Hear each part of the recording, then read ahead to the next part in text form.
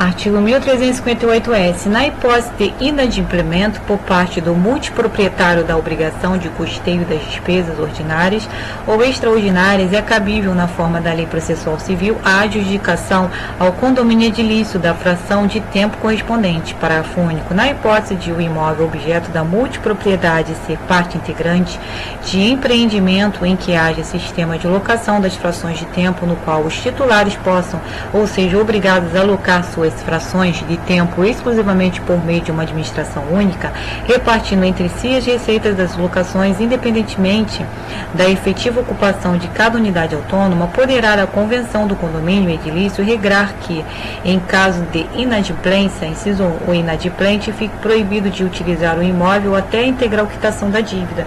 Inciso 2, a fração de tempo do inadimplente passe a integrar o polo da administração.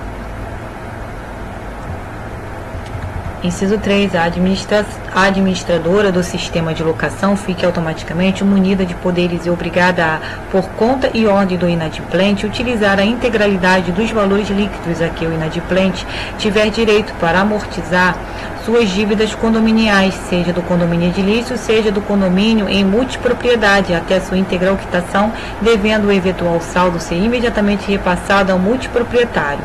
Artigo 1358-T. O multiproprietário somente poderá renunciar de forma translativa a seu direito de multipropriedade em favor do condomínio edilício. Parágrafo único. A renúncia de que trata o caput deste artigo só é admitida se o multiproprietário estiver em dia com as contribuições condominiais, com os tributos imobiliários e se houver com o foro ou a taxa de ocupação.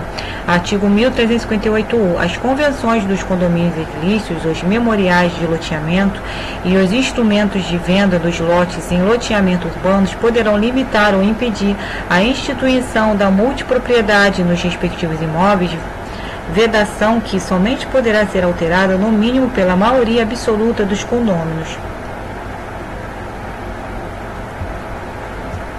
Capítulo 8. Da propriedade resolúvel. Artigo 1359. Resolvida a propriedade pelo implemento da condição ou pelo advento do termo, entendem-se também resolvidos os direitos reais concedidos na sua pendência, e o proprietário em cujo favor se opera a resolução pode reivindicar a coisa do poder de quem a possua ou detenha. Artigo 1360. Se a propriedade se resolver por outra causa superveniente, o possuidor que a tiver adquirido por título anterior à sua resolução será considerado proprietário perfeito, restando a pessoa em cujo benefício houver a resolução, ação contra aquele cuja propriedade se resolveu para haver a própria coisa ou seu valor. Capítulo 9. Da propriedade fiduciária. Artigo 1361. Considera-se fiduciária a propriedade resolúvel de coisa móvel e fungível que o devedor, com o escopo de garantia, transfere ao credor. Parágrafo 1º. Constitui-se a propriedade fiduciária com o registro do contrato celebrado por instrumento público ou particular que lhe serve de título no registro de títulos e documentos do domicílio do devedor, ou, em se tratando de veículos, na repartição competente para o licenciamento, fazendo-se a anotação no certificado de registro. Parágrafo 2º. Com a constituição da propriedade fiduciária, dá-se o desdobramento da posse, tornando-se o devedor possuidor direto da coisa.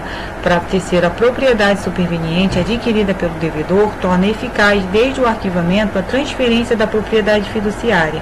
Artigo 1362. O contrato que serve de título à propriedade fiduciária conterá: Inciso 1. O total da dívida ou sua estimativa. Inciso 2. O prazo ou a época do pagamento. Inciso 3. A taxa de juros, se houver. Inciso 4. A descrição da coisa objeto da transferência com os elementos indispensáveis à sua identificação.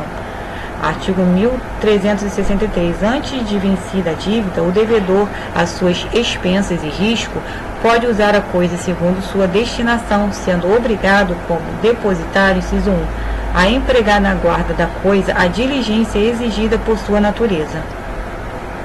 Inciso 2. A entregá-la ao credor se a dívida não for paga no vencimento.